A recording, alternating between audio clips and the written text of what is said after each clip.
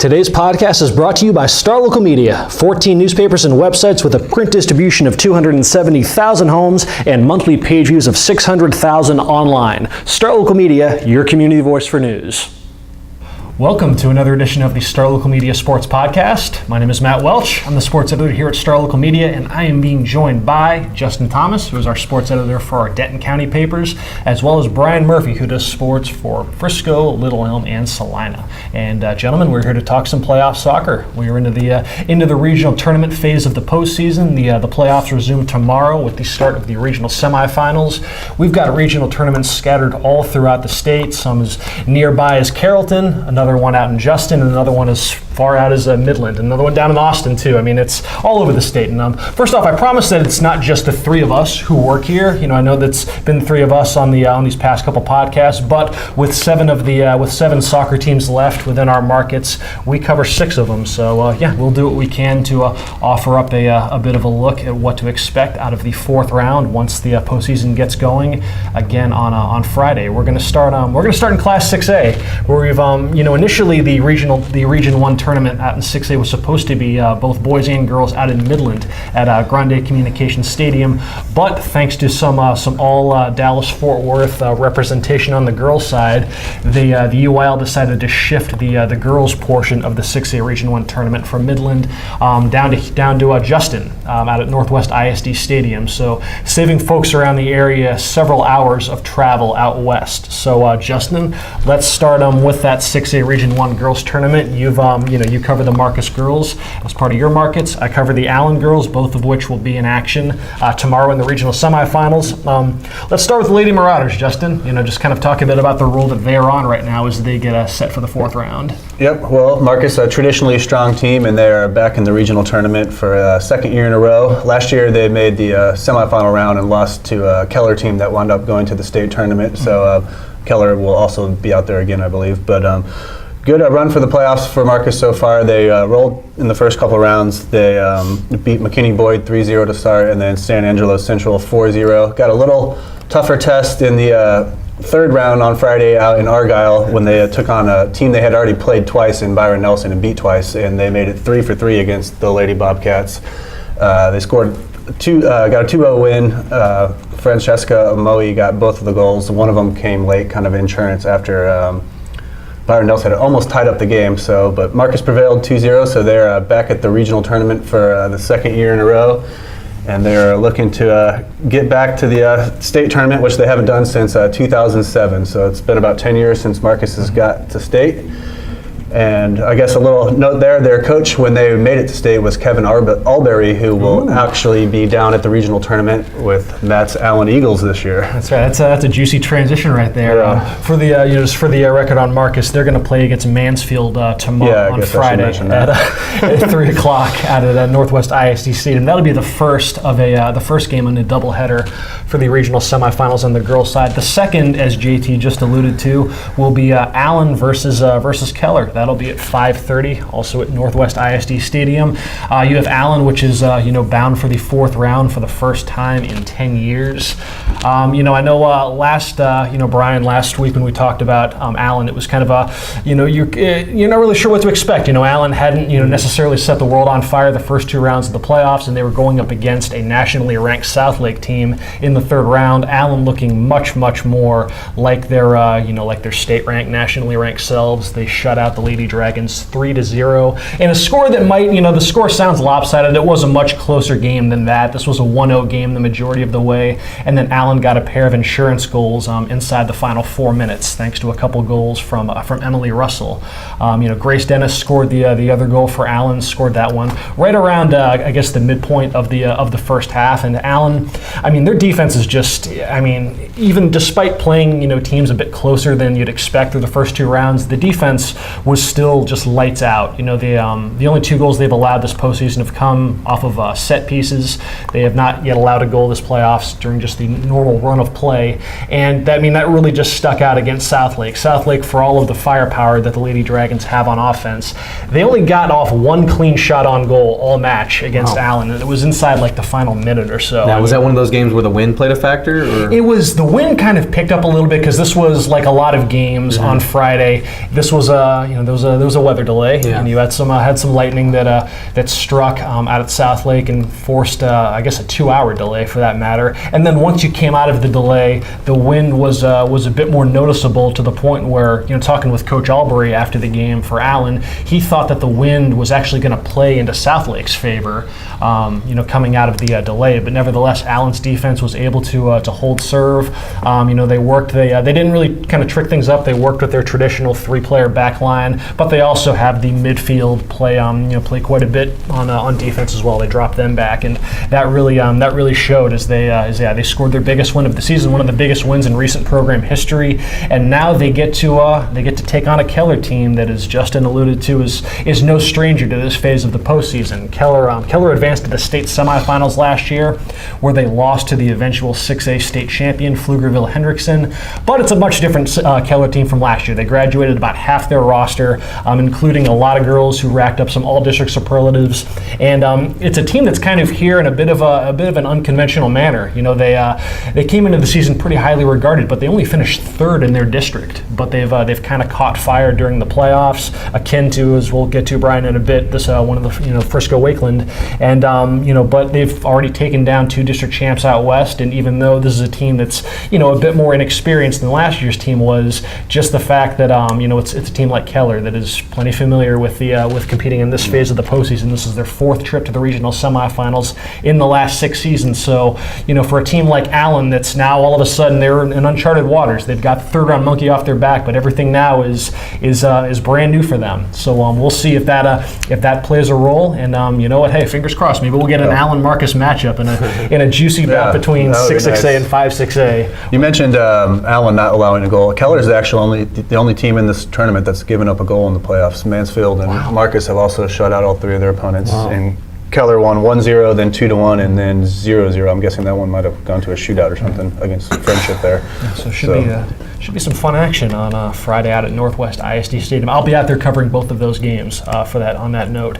Justin, Lynn, let's quickly shift gears then to 6A Region 2. This one is not close by at all. It is down in the 6A Region 2 tournament. Both boys and girls is going to be down at the Kelly Reeves Athletic Complex down in Austin. And we've got both the Coppell boys and the girls bound for the 4th round. The Coppell boys, they take on Spring Woods at 4 o'clock on Friday. Beforehand is when the Coppell girls play. They play against Round Rock at 1 p.m. On Friday. Justin, I'll let you just kind of take the ball from here. Just kind of talk a little about the both Coppell teams and their roads to the 4th round. All right, well, we'll stick with the girls for starters, and the Cowgirls were on a roll through the first 2 rounds. They won each of their first 2 games 5-0 before running into a tough Saxe team that eliminated them in the same round a year ago. So revenge was on the mind for the Cowgirls, and they got it. Needed a shootout to get it, and needed extra kicks in the shootout to get it, but they got it, and they are back to the regionals. So congratulations to Coppell. Like a lot of the teams we're going to be talking about today, another really traditionally strong team at Coppell, So they have some state championships going back to 2015, and that was their last regional tournament appearance as well. Was that year they won state in 2015. So congrats to Coppell getting back there. Pretty balanced team. They have a pretty singular talent in Michaela Weathers. She has tied for the team lead in goals, but Coppell actually has 4 players that tied for the team lead in goals. It's her, Maya Osme, Rebecca Watley, and one second here. Sorry, still catching up. That player's going to reach out to you? Yeah, I know. I have to check my phone and get the text, actually. Jocelyn Alonzo. Sorry about that, Jocelyn. But yeah, so those 4 are all tied with 13 goals. So a very balanced offensive attack. And then, as I mentioned, a defense that has not given up a goal and really didn't give up too many good chances, except for a debatable offsides call in the Saxe game. But yeah, so good defense. Lauren Kellett came up huge in the shootout in that win against Saxe. She actually scored a goal and stopped 4 of the 7 shots. So she's playing well in the net. They have a strong defense and, as I said, a really balanced scoring attack. So tough to pinpoint who could do the damage for the Cowgirls out there. It's always kind of sweet when the goalkeeper can get scoring a little bit. Yeah, she had never done it either. That was only the 3rd time she'd even practiced it. She'd never taken a kick, and she goes right out there in the regional quarterfinals and buries one. So not the most familiar with Round Rock? No, I don't really know a whole lot. I didn't see them in that play just miles and miles and miles away. I didn't see them in the national rankings or anything, but I mean, it looks like they've been playing pretty well, obviously, to get here. So I don't have too much info on them, unfortunately. One thing that looking at where this match is taking place, in Austin, which is essentially right next door to the Round Rock area. I did go to Google Maps to check out. It is actually just going to be a 12-minute drive from Round Rock High School to Kelly Reeves. We were just talking before the podcast that is there really an advantage, for playing these close playoff games and then versus Coppell, who's going to have to drive 3-4 hours? I mean, it's going to feel like I'm not sure if that's their traditional home venue or anything. I don't think can't imagine it is, but at the very least, it's going to feel like a home game. You'd think, with it being essentially down the street. Versus a team like Coppell that that's about 3 hours, 15 minutes away from here. So I know you mentioned Coppell's trying to match the intensity in the crowd. Possibly they have a nice bus going down where they're busing students down for both games. You can get there at 9 and come back around 10 or whatever, and so that should help pack the stands. And I know I've been down there when I know it's not the state tournament where I've covered Coppell games before, but I know their soccer programs typically travel really well. So I think they'll still get a good amount of support, and I don't know that would be a huge issue, but definitely could be an advantage. A little comment on the boys' side and what the Coppell boys. Yeah, the boys going back to the regional tournament, a 5th time in 7 years for them. So that's consistent. Yes, it is, and they're led by perhaps maybe the best player in the state, SMU signee Wyatt Priest. He's just having an outstanding season. He's already scored 5 goals in their 3 playoff matches leading up to the regional tournament. So he's been on a tear. He scored 27 on the season and had 27 assists and lit up the Twitter, YouTube with his spin move assist, which was crazy. It has some name. You sound 60 years old when you Yes, I do. On the Twitter, YouTube with his doing a spinning thingy. Video game spin move. But yeah, he executed it and dropped it off for a nice assist. And so he's been playing great, and Coppell seems to be rolling. So this is a first trip to regionals under James Balcom, their former coach Chad Rakestraw, who led them to a couple state titles, is now at Marcus. So debut at regionals for James Balcom and his Cowboys, and they've been rolling pretty well. Trying to pull up the. Where can we see this tweet? I want to see this Twitter, YouTube video. I'll tweet it out and you can check it out. But they will be getting Springwoods at 4 p.m. in that game. So again, another Houston area team that I don't know a whole lot about, to be honest. So none of us do. Why would we? Why would we? It's Houston. So then let's shift gears over to Class 5A Region 2. This tournament's actually going to be very nearby. It's going to be out at Standard Stadium in Carrollton. And Brian, we've got what do you know? Frisco Wakeland, boys and girls. One of the preeminent soccer programs in the Metroplex. And who thought that these two teams would be here? This is such a shock. Looking at the schedule, the Frisco Wakeland girls, they take the pitch at 12:30 p.m. on Friday against Joshua, and then later on at 5:30 p.m. the Wakeland boys square off with Mansfield Lake Ridge. Brian, I guess wherever you want to begin, boys, girls, just talk a little about the Wolverines and their trek to Carrollton.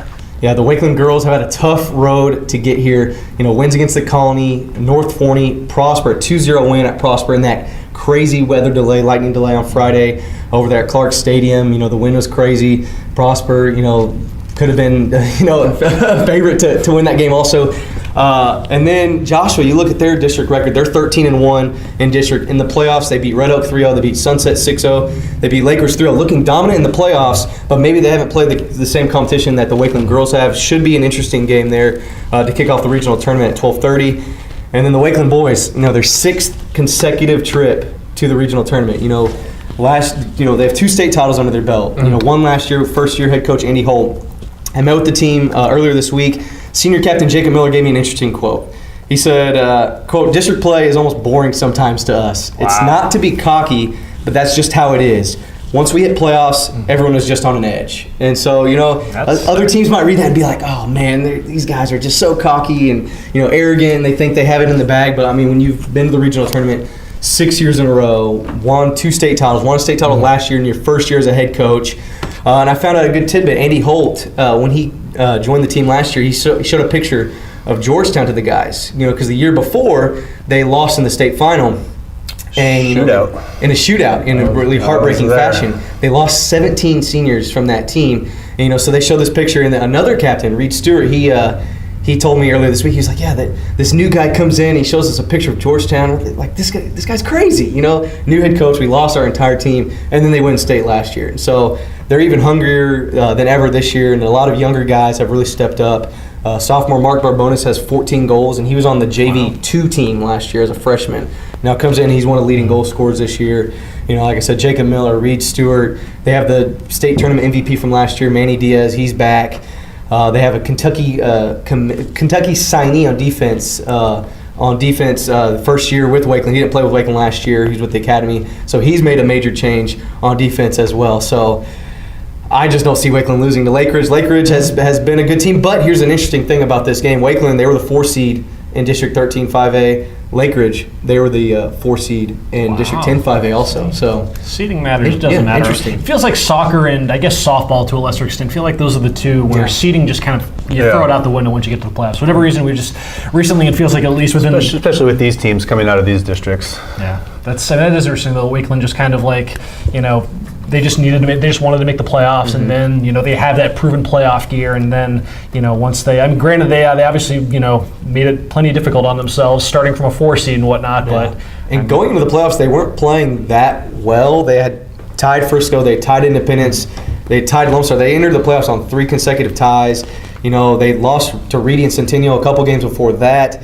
You know, then they had to face Centennial, number 5 team in the state, in that 3rd round, and they beat them pretty good, beat them 3-1. It was tied 1-1, but, you know, they got 2 big second half goals, and their playoff pedigree really shown so far. This completely slipped my mind, but over in 6A Region 1 on the boys' side, we forgot to mention McKinney Boyd. Let's talk a little bit about McKinney Boyd for a sec. They are actually, apologies to the Broncos and the McKinney Boyd fans, they are playing out in Midland, so 5 hours away from here as they square off with Friendship in their regional semifinal. That is set for 3 o'clock on Friday. For Boyd, this is their first trip to the regional semifinals since 2014. They've looked the part during the playoffs. They just had to get that first round monkey off their back against South Lake Carroll. They were able to get past the Dragons and avenge last year's first round loss in PKs once again. Then they followed that up with wins over Duncanville, and then they beat crosstown rival McKinney 1-0 last Friday. This is honestly probably on paper maybe the most, if you're just judging off sheer rankings, maybe the best of the regional semifinals that we've mentioned. You have Boyd, who's number 2 in the state, versus Friendship, number 8. And reading over one of our other reporters, Taylor Ragland, and his story from the Boyd-McKinney game, Boyd head coach Colby Peete kind of alluded that this matchup against Friendship is going to kind of be a battle of just great offense versus great defense. And that kind of bears out. You've got Friendship, who's scored already in 3 postseason matches. They've got 10 total goals. And just looking over their schedule, they had quite a few. They had, I think, let's see, what was it? They scored at least 6 goals 7 times this season, including a couple 10-0s, 12-0s. I mean, so they've got some firepower. Now, it's always a little bit tougher to kind of gauge programs like that because they're based out west. They don't play a lot of teams around the Dallas area, so there's not really a whole lot of common ground that you can kind of judge these teams off of. But on that other end, you've got McKinney Boyd, who has one of the best, maybe the best pound-for-pound defense in the state. Obviously, having only allowed 1 goal to this point in the playoffs, and I mean I think we mentioned the stat last week, Brian, that they have not outright lost a game in regulation in over 2 years now. And we will see what which side gives. Great offense versus great defense. Does defense in fact win, I guess, regional semifinals in this case? We'll see, I guess, on Friday out in Midland. The winner of that match, Boyd versus Friendship, will get the winner of Irving versus El Paso Montwood on Saturday for a trip to state out of 6A Region 1.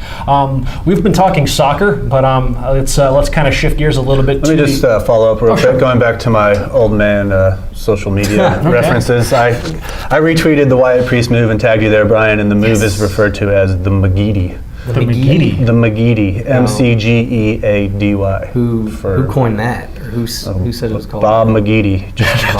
He executed that move back in 1956 out on the pitch in London, and soccer players have been trying to imitate it ever since. I see. Put him in a blender. So there you go. Yeah. I'll check that out. So yeah, just then to kind of shift gears now to the our student athlete spotlight, the fast forward rewind. I know that we've been talking soccer all this time, but we're actually going to shift gears to softball for our student athlete spotlight. This week, Kendrick Johnson was out at Plano West talking with their star pitcher / hitter Tatum Boyd, who actually a month ago suffered a broken finger that looked like it was going to sideline her for the rest of the season. But she was back in action on Tuesday, led the Lady Wolves to a win. Kendrick had a chance to catch up with her following that victory, and here's what Tatum had to say. Welcome back to our Fast Forward Rewind segment where we look back at the past and look ahead to the future. This week's guest, Plano West superstar pitcher, junior sensation, Tatum Boyd. How's it feel to be back in action after such a hard injury? It feels good to be back. Staying on the sideline was definitely hard, and watching our team struggle a bit was tough to watch, and I've just been wanting to get back for a while now. What was the toughest game that was it for you to watch? I know they all were. Was there anyone in particular, like, I just wish I could help my teammates, but you couldn't physically? Probably McKinney Boyd. That was our worst loss in program history, and us not scoring a run, too, was pretty tough. And, them saying that they haven't won a game in 2 years, that was tough on us, losing so badly. So is that the reason why you came back against McKinney Boyd? Yeah, that was part of it. That was a little bit of my motivation to do that. But, no, it was just the timing of it, I think. So where you at health-wise? Not 100%. Last night I really just wanted to go out there and throw a few innings, and it was feeling a lot better than expected. So I went out there and I just pitched as much as I could, and it ended up being able to throw a whole game. Might not be the same case on Friday, but we'll see. Do you feel any pressure to be there for your team and not knowing the whole program's literally dependent on you? I'm not one to really crack under pressure. I kind of like the pressure, and I've always been that way. The big situations are my favorite, and I kind of like having that on my shoulders. But I had Emily fill in for me, and I thought she did a good job. And I don't know, my team's always there for me, and I don't feel any pressure necessarily coming back. How much does it take to the fact that everybody's spirits are boosted just by you showing up on the mound? It feels good. I mean, I know they always have my back, and I'm always there for them. And I think that's one of the greatest things for Plano West softball is that our team chemistry is always there, and I think that's a big part in how we play together. How big a deal would it be to get back in the playoffs after everything? Of course, y'all probably won't win district this year, but the fact that y'all get in the playoffs with all these odds stacked against you and the hill that y'all have to climb to make that a reality. Yeah, when I heard we had a shot to go to playoffs, that was a big motivation. I thought that'd be one of the coolest comebacks in history after we lost so badly those 5 or 6 games. And I think that Allen game really got us going too when Emily was able to get that win. But going to playoffs would be awesome. And speaking of playoffs, how was it to pitch last year deep in the playoffs, going to the regionals and all that? Give some insight to that experience. Oh, that's definitely a huge part. I mean, we know what it's like to be there and the pressure that it is to get so far, and we've done it, so we know we can get back there at some point, and it's just all about timing and how things play out. Do you think in a weird way that your injury might have helped your team get better and get these girls? 'Cause I know there was a whole different group of girls that you were playing with. You kind of in the middle, you playing with people older than you. Now you're the older one. So does that you think it kind of in a weird way help y'all get to just develop into the team that y'all need to be on that championship level? Yeah, I definitely think that it helped everyone get a lot more experience under the belt. Me and Elisa Rosado were the only 2 returning starters to varsity. So those other 7 girls, whether it be seniors, sophomores, or even we have a freshman, them just getting to play out there and feel a little bit of that pressure on themselves and not so much on me, I think really helped build their experience and even their confidence now that we're getting later in. After blowing through this district the last 2 years, do you think it's kind of weird the fact that people are looking down on y'all oh, West ain't who we thought they were. We got them now. Yeah, I mean, I know a lot of people knew that we had 7 seniors last year and all of them started, and I knew Coach Lutzum kind of knew this season was going to be a little bit different, and we were just going to have to find a different way to win. It wasn't going to be as easy. But I think we can still do it, work together, and just one step at a time, one day at a time. And I know you don't like talking about your college, you still got 2 years left. How's the fact that you're going to one of the best colleges in America and you don't have to worry about the next 2 years, you're already committed? And what made Stanford jump out to you? Being committed is pretty awesome. I mean, Stanford was definitely one of my dream schools, and academically I wanted to challenge myself, and California is definitely my favorite state too. And What stood out for me about Stanford was their pitching coach. I went to camp there in October and went on my unofficial visit, and I just really hit it off with her, and I thought we worked together well, and so that was a big deciding factor in it. How does it feel that now that you got enough accomplishments on the wall that people, when they hear the name Tatum Boyd, they like, oh, she's like legit, like they know who you are and stuff. You probably got people that know you that you don't know of. Do you like being in that position, or is it kind of odd? It's a little bit odd, but I mean, I like it, but I mean, I just try to stay as humble as I can and just do my job and just go out there and know how to play softball like I have since I was 5. And right now you're only pitching. When we see you back in the batter's box, is that something you're just going to push off the rest of the season until you get 100%? Yeah, I definitely wouldn't say I'd be hitting this season for high school. I don't want to rush anything, and I think I just take it easy and just work my way into things and not go full blast at first. Of course, nobody wants to get hurt. Give us some insight on how that happened, because it kind of was like a freak thing. Yeah, it was a very freak thing. So I was hitting, and I had the first at bat I had gotten intentionally walked, and the second one I was in a 2-2 count, and I was getting everything outside, and I always keep my toes pretty close in the line, and I got a screwball inside that I thought I could turn on, and I knew it was gonna be a strike because I was so close, so anything inside needed to foul off. So I was just trying to foul that pitch off, and it just kept riding in, and so when I went to go hit it, it just hit all finger, and I knew right away that I had broken it. Mentally, how has this helped you in your mental game? Because you had to be strong just to come back. Less known to come back as quick as you did, because a lot of people were saying that you were going to be out for the year. Yeah, a lot of people did think that, and I mean, I knew rehab and all that was going to be very important, so I took that stuff very seriously, and as far as like wearing the splint and stuff goes, I tried not to take it off much, and I did what I was told by the doctor, and just followed his rules and quicken up things. How much physical pain were you in? Because I remember when I first saw you, you were like, your hand was like all like webbed up. It looked very painful. Somebody that saw you at Walmart would have been like, man, I hope she's okay. Yeah, that first night was pretty excruciating. The next day was probably the worst, but the hardest was not being able to write at school because I had to wear that splint for 3 weeks. But after that, the pain started to go away, and it was just stiff after I got off, and I just had to re-strengthen it, and I'm still re-strengthening it. For the second half of the season, now that y'all are already there, what's your mentality other than winning every game? I think just try to make improvements game by game. I think we've done that as the season has gone on, and I just want to continue to get better as a team and try to get some more wins. I know you have your high personal standards. Are you still putting that on you, or are you just trying to do what you can do because you know you're not up to your 100%? Or is it still that same Tatum Boyd standard that we've seen the last year and a half? I would say I still have that exact same mentality. I don't think anything changes, or I shouldn't use my finger as an excuse, because if I'm going to go out there, I'm going to give it my all and do what I can, and I'm not going to change that ever.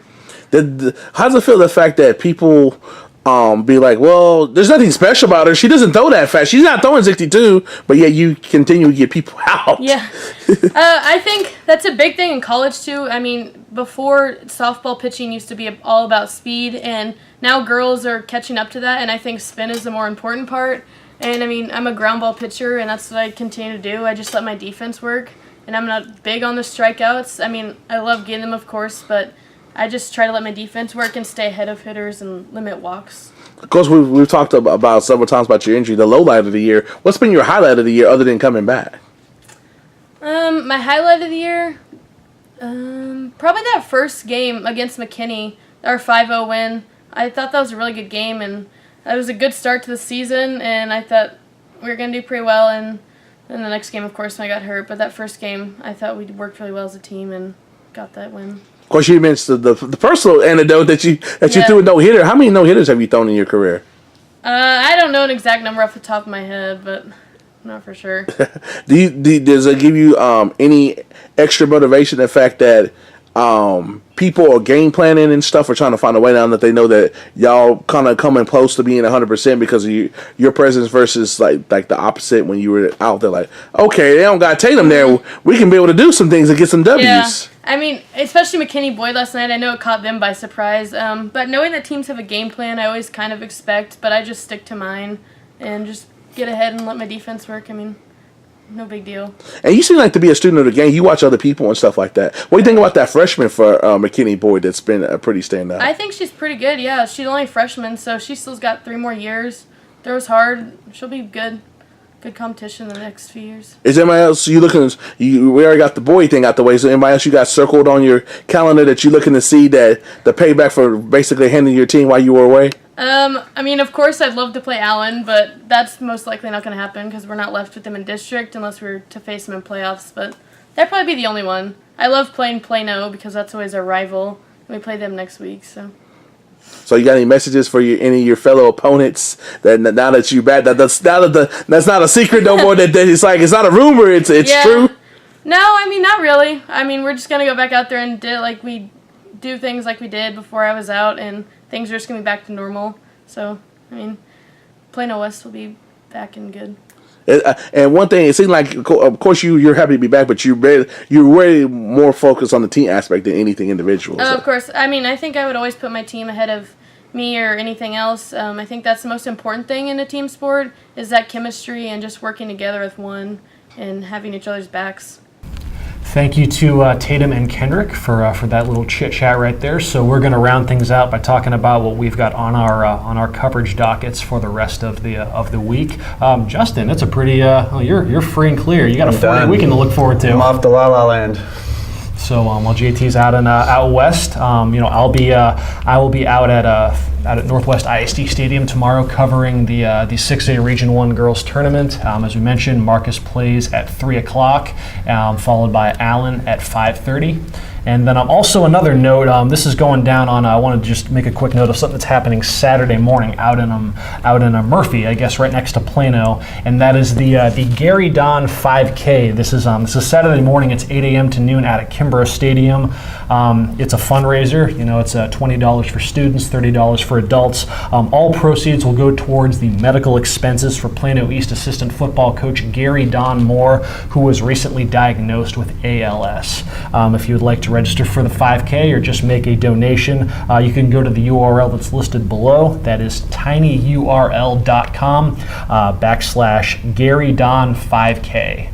Brian, what do you have on the coverage docket for the rest of the week? I will be right down the street on Friday at Stanridge Stadium. Wakeland girls play Joshua at 12:30. Wakeland boys play Mansfield Lake Ridge at 5:30. And I've been seeing the weather might get bad again Friday, so hoping there's no delays or cancellations that could derail a lot of weekend plans for a lot of people involved there. Fingers crossed. So Brian, where can these folks follow you along at Twitter? At Bryan Murphy _, and it's Brian with a Y. And you can follow me along at MWelchSLM. Said we'll be tweeting up updates from our games. Once the stories are done, you can check those out, plus any video highlights, rapid reaction podcast at starlocalsports.com. Otherwise, this has been Matt Welch with the Star Local Media Sports Podcast. Brian, Justin, appreciate y'all for tagging along. Folks, enjoy the rest of your weeks. We will talk to y'all next week. Thanks again to our sponsors, Star Local Media, 14 newspapers and websites with a print distribution of 270,000 homes and monthly page views of 600,000 online. Star Local Media, your community voice for news.